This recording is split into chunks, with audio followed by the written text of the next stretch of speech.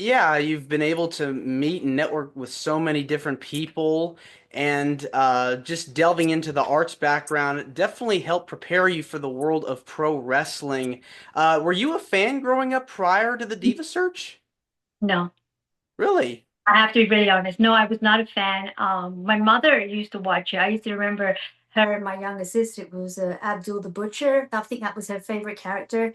And then I knew who, of course, The Rock was. Everybody knew who The Rock was, but I didn't, never did. But I did become a wrestling fan once I had spent some time in WWE and I started to learn how to wrestle. When I was around it all the time, I became a very huge, avid fan of wrestling.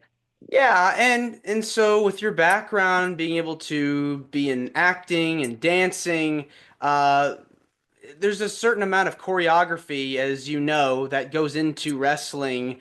And so the Diva Search was really a huge phenomenon because you had so many people come through that, yourself, you had your tag team partner, Michelle McCool, you had Candice Michelle, Eve Torres, all these different women, coming through that competition.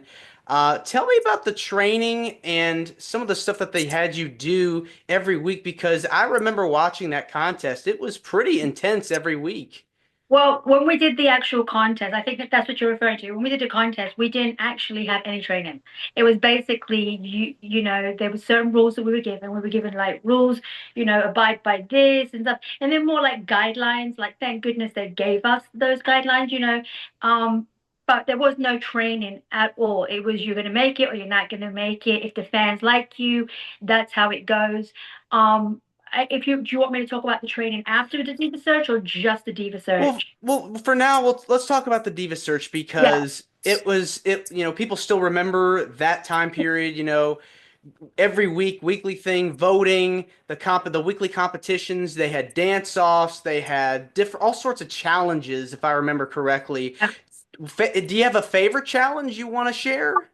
I really enjoyed the Sergeant Slaughter boot camp. I really enjoyed that because I knew that I was athletic and I've been training, I've been working hard, and I was like, not so much now, but in my younger days, I loved the competition. Like I love to compete and stuff like that. And I just wanted to validate that I'm going to win. I'm going to win this battle, this boot camp. I'm going to beat it. I'm going to do it, and I'm going to make it entertaining. So that was really fun.